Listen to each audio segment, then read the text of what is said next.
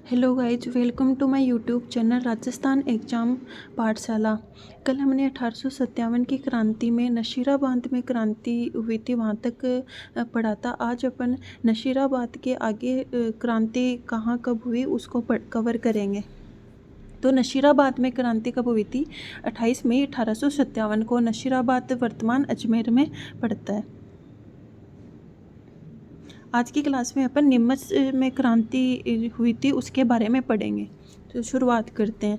नशीराबाद की क्रांति की सूचना जब नीमच पहुंची तो 3 जून 1857 ईस्वी को नीमच के सैनिकों ने भी विद्रोह कर दिया। गाइस, कल हमने पढ़ा था कि नशीराबाद में क्रांति कब हुई थी, तो 28 मई 1857 को।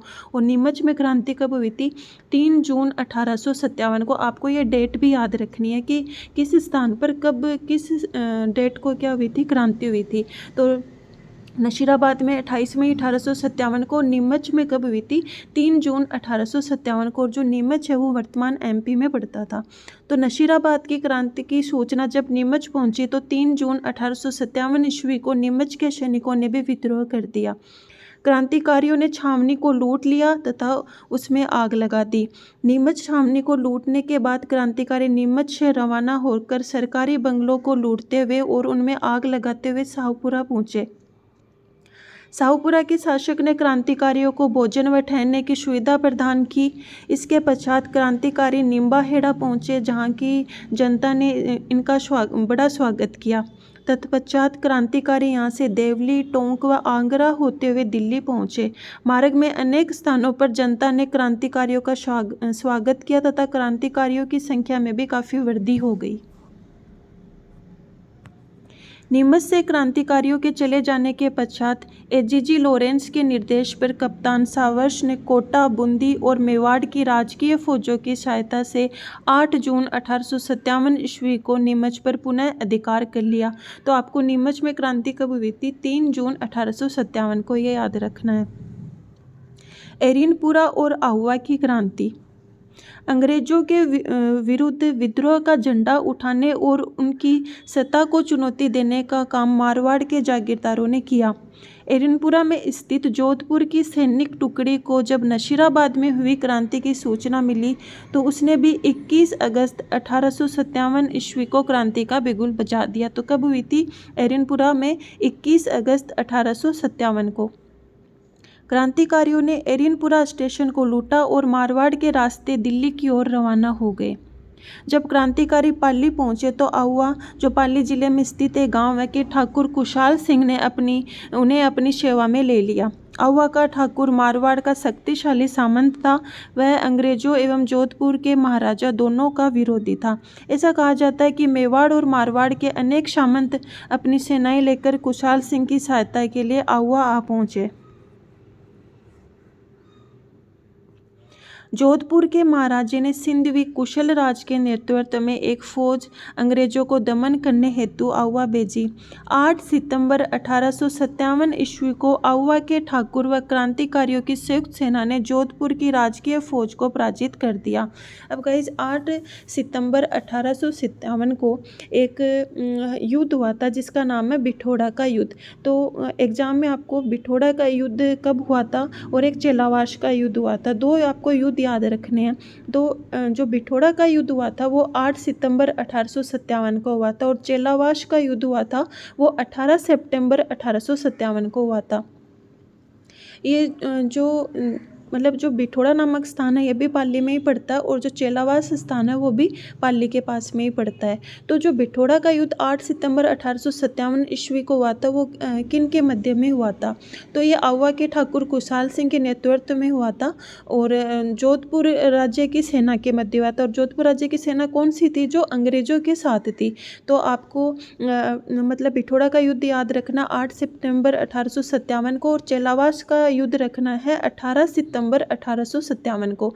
चेलावास का युद्ध है वो पाली जिले के आहुआ के ठाकुर कुशाल सिंह और अंग्रेजों के विरुद्ध हुआ था। और इसको जो चेलावास का युद्ध हुआ था इसको गोरे और काले का युद्ध भी बोला जाता है। गोरे और काले का युद्ध बोला जाता है। और इसमें ना आउवा के ठाकुर की क्या हुई थी, विजय हुई थी। तो आपको ये दोनों युद्ध याद रखने हैं, एग्जाम में बहुत बार पूछे गए हैं कि बिठोड़ा का युद्ध कब हुआ था, 8 सितंबर 1857 को, और जो चेलावास का युद्ध हुआ था वो 18 सितंबर 1857 ईस्वी को हुआ था। तो अपन गाइस अभी ये व्याख्या पढ़ते हैं कि जोधपुर के महाराजे ने सिंधवी कुशल राज के नेतृत्व में एक फौज अंग्रेजों का दमन करने हेतु आहुआ भेजी।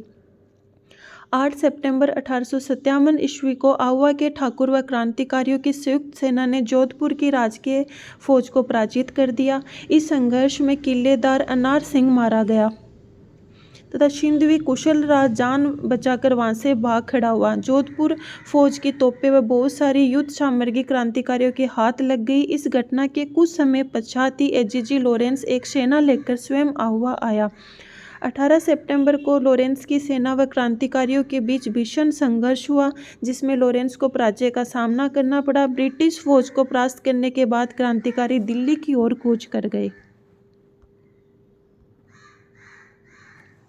जॉर्ज लॉरेंस आहुआ की पराजय को भूला नहीं था, इसलिए आहुआ के ठाकुर से बदला लेने के लिए उसने ब्रिगेडियर होम्स के नेतृत्व में एक विशाल सेना आहुआ की ओर भेजी। 20 जनवरी 1858 ईस्वी को ब्रिगेडियर होम्स ने आहुआ पर आक्रमण कर दिया। दोनों सेनाओं के बीच भीषण संघर्ष हुआ। इस संघर्ष के दौरान ठाकुर कुशाल सिंह आहुआ के किले को छोड़कर सलूम्बर चला गया। उसमें जाते ही ब्रिटिश फौजों ने आहुआ के किले पर अपना अधिकार कर लिया। अंग्रेजों में बदले की भावना इतनी प्रबल थी कि उन्होंने पूरे गांव को बुरी तरह लूटा तथा आहुआ के किले को बारूद से उड़ा दिया। इतना ही नहीं, उन्होंने आहुआ के मंदिरों और मूर्तियों को पूरी तरह नष्ट कर दिया तथा वहां के निवासियों पर भीषण अत्याचार किए। मेवाड़ में क्रांति की गूंज। इस समय मेवाड़ की जनता में भी अंग्रेजों के विरुद्ध काफ़ी रोष था। मेवाड़ के अधिकांश सामंत ब्रिटिश सत्ता के विरुद्ध थे। नशीराबाद में हुई क्रांति की सूचना उदयपुर पहुंच चुकी थी, अतः मेवाड़ की फौजें भी अंग्रेजों के विरुद्ध विद्रोह करने के लिए लगभग तैयार थी, किंतु मेवाड़ के महाराणा की सूझबूझ ने तथा अंग्रेज कप्तान सावर्स के कठोर रुख ने स्थिति को बिगड़ने से संभाल लिया। इस समय महाराणा व कंपनी की सरकार दोनों को ही मेवाड़ के सामंतों से भय था, अतः दोनों एक दूसरे के साथ सहयोग करने के लिए बाध्य थे। एजीजी के निर्देश पर मेवाड़ के महाराणा स्वरूप सिंह ने 27 मई 1857 को अपने सभी सामंतों को पत्र भेजकर कहा कि वे ब्रिटिश सैनिक कार्रवाई में सहयोग करें तथा पॉलिटिकल एजेंट कप्तान सावर्स के निर्देशों का पालन करें। इस समय जो आपके उदयपुर थे, उस मेवाड़ रियासत, उसके पॉलिटिकल एजेंट कौन थे? कप्तान सावर्स थे। दूसरी ओर कप्तान सावर्स ने विरोधी सामंतों को चेतावनी देते हुए कहा कि जो भी शांति भंग करने का प्रयत्न करेगा उसे कठोर दंड दिया जाएगा। यहाँ तक कि सलूम्बर के रावत केसरी सिंह ने जब मेवाड़ के महाराणा के अधिकारों को चुनौती देते हुए कहा कि यदि 8 दिन में उसकी परंपरागत अधिकारों की मांग को स्वीकार नहीं किया गया तो वह चित्तौड़ की गद्दी पर महाराणा के किसी प्रतिद्वंदी को बैठा देगा, तब कप्तान सावर्स ने रावत केसरी सिंह को चेतावनी दी कि यदि उसने महाराणा के विरुद्ध किसी भी कार्रवाई में भाग लिया तो उसे उसकी जागीर से अपदस्थ कर राजपूताने से निष्कासित कर दिया जाएगा। कप्तान सावर्स की इस धमकी से रावत केसरी सिंह शांत हो गए। कोटा में क्रांति। राजस्थान के राज्यों में हुई 1857 ईस्वी की क्रांति में कोटा का महत्वपूर्ण स्थान है। कोटा में विद्रोह का मुख्य कारण यह था कि पॉलिटिकल एजेंट मेजर बर्टन ने कोटा महाराव को यह सलाह दी थी कि कुछ अफसर वफादार नहीं हैं तथा उनका रवैया अंग्रेज विरोधी है, अतः वे ऐसे अफसरों को पदच्युत कर अंग्रेज अधिकारियों को सौंप दें जिससे उन्हें उचित दंड दिया जा सके। मेजर बर्टन ने जिन अफसरों को सौंपने की मांग की थी उनमें जयदयाल, रतनलाल, जियालाल आदि प्रमुख थे। मेजर बर्टन द्वारा महाराव को जो सलाह दी गई थी वह किसी प्रकार महाराव की फौज तथा फौज के अधिकारियों पर प्रकट हो गई। फलस्वरूप फौज के सभी सिपाही क्रोध से पागल हो उठे और उन्होंने मेजर बर्टन से बदला लेने का निश्चय किया। तदनुसार 15 अक्टूबर 1857 ईस्वी को कोटा के सैनिकों ने क्रांति का बिगुल बजा दिया। तो कब कोटा के सैनिकों ने क्रांति का बिगुल बजाया था? 15 अक्टूबर 1857 को। कोटा के सैनिकों ने क्रांतिकारियों के साथ रेजिडेंसी को घेर लिया तथा उसमें आग लगा दी। क्रांतिकारियों ने मेजर बर्टन और उसके दोनों पुत्रों की हत्या कर दी। क्रांतिकारियों ने शहर में जुलूस निकाला और महाराव के महल को घेर लिया। महाराव अपने महल में एक प्रकार से कैद हो गए। फिर क्रांतिकारियों ने महाराव को एक संधि पत्र पर हस्ताक्षर करने के लिए विवश किया, जिसमें 9 शर्तें थी। इनमें से एक शर्त यह थी कि मेजर बर्टन तथा उसके पुत्रों की हत्या स्वयं महाराव के आदेश से की गई है। महाराव को क्रांतिकारियों की इच्छा अनुसार व्यवहार करने के लिए तब तक विवश होना पड़ा जब तक करौली से सैनिक सहायता प्राप्त नहीं हो गई। क्रांतिकारियों का कोटा शहर पर लगभग 6 माह तक अधिकार रहा। उन्होंने सरकारी गोदामों, बंगलों, दुकानों, अस्त्र शस्त्र के भंडारों आदि को लूटा और उनमें आग लगा दी। उन्होंने जिले के विभिन्न कोषागारों को भी लूटा। ऐसा लगता है कि क्रांतिकारियों को कोटा रियासत के अधिकांश अधिकारियों का समर्थन और सहयोग प्राप्त हो गया था। क्रांतिकारियों ने शहर में लूटमार और अत्याचार कर नगर के लोगों में भीषण आतंक पैदा कर दिया था। यह स्थिति तब तक बनी रही जब major H G Roberts Nashirabad से 5500 सैनिक लेकर 22 मार्च 1858 ईस्वी को चंबल के किनारे पहुंचा। उसने तोपों से क्रांतिकारियों पर धुआंधार गोले बरसाए और उन्हें कोटा से बाहर भगाने पर विवश कर दिया। तब जाकर कोटा क्रांतिकारियों के नियंत्रण से मुक्त कराया जा सका। क्रांतिकारी नेताओं तथा विद्रोही सैनिकों को अमानुषिक दंड दिए गए और जयदयाल को गिरफ्तार करके तोप से उड़ा दिया गया। अन्य राज्यों में क्रांति की गूंज। राजस्थान में 1857 ईस्वी की क्रांति केवल मारवाड़, मेवाड़ तथा कोटा तक ही सीमित नहीं रही, अपितु इसकी गूंज राजस्थान के अन्य राज्यों में भी सुनाई दी। भरतपुर, जो आगरा व मथुरा के काफ़ी निकट है, क्रांति के समय अशांत रहा। मथुरा में विद्रोह हो जाने के बाद भरतपुर शहर में उत्तेजना फैल गई और भरतपुर की सेना ने भी क्रांति का बिगुल बजा दिया। भरतपुर के महाराजा ने वहां के पॉलिटिकल एजेंट मेजर मॉरिसन को भरतपुर छोड़कर जाने की सलाह दी। तो भरतपुर के पॉलिटिकल एजेंट उसमें कौन थे? Major Morrison. क्योंकि महाराजा को यह आशंका थी कि उसकी उपस्थिति से नीमच के क्रांतिकारी भरतपुर पर आक्रमण कर सकते हैं।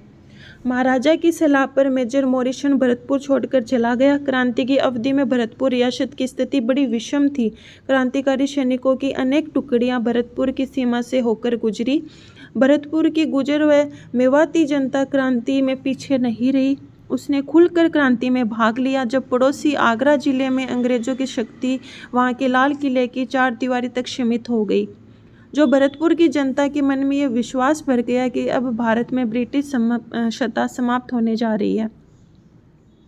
अलवर में भी दिल्ली के कुछ क्रांतिकारियों के आ जाने के कारण क्रांतिकारी गतिविधियां पनपने लगी। अलवर रियासत के गांवों के गुजरों ने अपनी पड़ोसी राज्य भरतपुर की भांति ब्रिटिश विरोधी भावना का खुलकर प्रदर्शन किया। उन्होंने अपनी क्रांतिकारी गतिविधियों से शासकों को काफ़ी परेशान किया। धौलपुर रियासत में भी गंभीर उपद्रव हुए। अक्टूबर 1857 ईस्वी के प्रारंभ में ग्वालियर और इंदौर के क्रांतिकारियों की संयुक्त सेना धौलपुर में प्रविष्ट हो गई। क्रांतिकारियों के प्रति सहानुभूति के कारण धौलपुर रियासत की सेना तथा अनेक अधिकारी राजा का साथ छोड़कर क्रांतिकारियों से मिल गए, जिससे धौलपुर की सत्ता खतरे में पड़ गई। क्रांतिकारियों ने धौलपुर में खूब लूटमार की। उन्होंने वहां के राजा को घेरकर जान से मारने की धमकी दी। विवश होकर राजा को क्रांतिकारियों की मांगें स्वीकार करनी पड़ी। धौलपुर में इन क्रांतिकारियों ने रामचंद्र और हीरालाल के नेतृत्व में राजा की अधिकांश तोपों पर अधिकार कर लिया और उनकी सहायता से आगरा पर आक्रमण कर दिया। ये स्थिति तब तक बनी रही जब दिसंबर में पटियाला के शासक द्वारा भेजी गई सेना की सहायता से धौलपुर में व्यवस्था स्थापित हो गई। जयपुर में महाराजा उनके एक पदाधिकारी रावसिंह सिंह ने यह सलाह दी कि अंग्रेजों तथा मुगल बादशाह बहादुर शाह दोनों से मित्रतापूर्ण संबंध बनाए रखें, किंतु उनके प्राइवेट सेक्रेटरी पंडित शिवदीन ने महाराज पर अंग्रेजों के साथ देने के लिए जोर डाला। जयपुर में नवाब विलायत खां, मियाँ उस्मान खां और सादुल्ला खां मुगल सम्राट से मिलकर ब्रिटिश सत्ता के विरुद्ध क्रांति का षड्यंत्र रच रहे थे।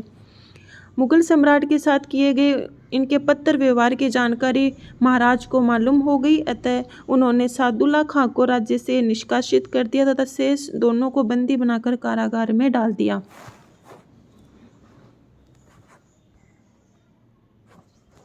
टोंक में भी नवाब की सेना ने मीर आलम खां के नेतृत्व में विरोध कर दिया। टोंक का नवाब अंग्रेजों के साथ था, मगर नवाब की सेना ने नीमच के क्रांतिकारियों को टोंक आने के लिए आमंत्रित किया और उनकी सहायता से नवाब के किले को घेर लिया। नवाब ने सैनिकों को डराने धमकाने का भरपूर प्रयास किया, किंतु वह सफल नहीं हो सका। सलूम्बर और कोटारिया का योगदान।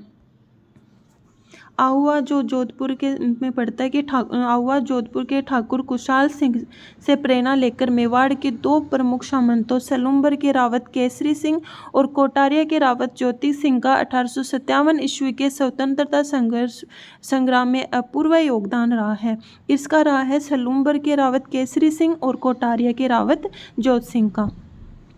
ये सही है कि मारवाड़ के सामंतों की भांति मेवाड़ के सामंतों ने खुलकर क्रांति में भाग नहीं लिया, किंतु अंग्रेजों का विरोध करने वाले क्रांतिकारी नेताओं तथा ब्रिटिश सत्ता के विरोधी जागीरदारों को सलूम्बर और कोटारिया के रावतों ने अपने यहाँ शरण दी। उन्होंने क्रांतिकारियों के परिवारों को भी आश्रय दिया। सलूम्बर के रावत केसरी सिंह ने आसपास के जागीरदारों को साथ लेकर आहुआ के ठाकुर के स्वतंत्रता यज्ञ में भरपूर सहायता की। उदयपुर के महाराणा ने कंपनी सरकार के साथ जो संधि की थी, केसरी सिंह ने उसका खुलकर विरोध किया। एजीजी लॉरेंस ने केसरी सिंह की ब्रिटिश विरोधी गतिविधियों को देखकर महाराणा उदयपुर पर यह दबाव डाला कि वे उसके विरुद्ध कार्रवाई करें, किंतु महाराणा उसके विरुद्ध कार्रवाई करने का साहस नहीं जुटा सके। अंग्रेजों द्वारा आहुआ गांव को तहस नहस कर दिया गया तो आहुआ के ठाकुर कुशाल सिंह निरह व्यवस्था में इधर उधर भटक रहे थे। तब कोठारिया के रावत जो सिंह ने उसको गले लगाया। उन्होंने कोठारिया में पेशवा नाना साहब और उनके परिवार को भी शरण दी तथा सब प्रकार की सुख सुविधा उपलब्ध करवाई। इस प्रकार ब्रिटिश सत्ता का विरोध कर व भावी परिणामों की चिंता न कर सलूम्बर व कोठारिया के रावतों ने अपूर्ण त्याग और साहस का परिचय दिया। अगस्त 1858 ईस्वी तक समस्त भारत में विद्रोह कुचल दिया गया। नवंबर 1858 ईस्वी में ईस्ट इंडिया कंपनी ने भारत का शासन ब्रिटिश ताज को सौंप दिया। ब्रिटिश की महारानी विक्टोरिया की ओर से भारत के सभी नरेशों के अधिकारों एवं विशेषाधिकारों को सुरक्षित रखने का आश्वासन दिया गया। उदयपुर महारानी ने इसका स्वागत किया और अंग्रेजों के सम्मान में भव्य दावत दी गई।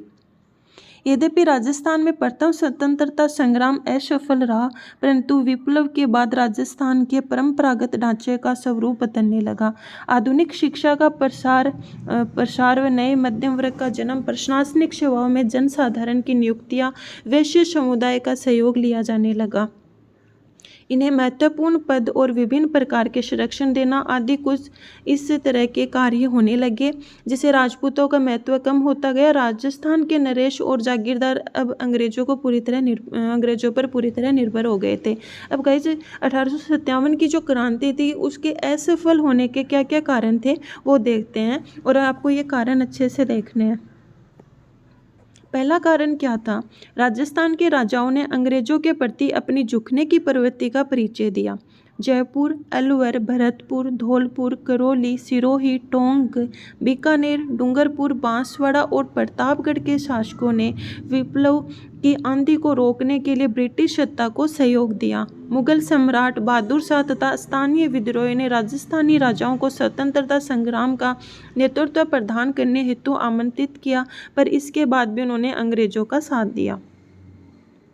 राजस्थान के विद्रोहियों में आपसी एकता और संपर्क का अभाव था। कोटा, नशीराबाद, भरतपुर, धौलपुर, टोंक आदि में अलग अलग समय पर क्रांति होने के कारण अंग्रेजों को विद्रोहियों से निपटने का अवसर मिल गया।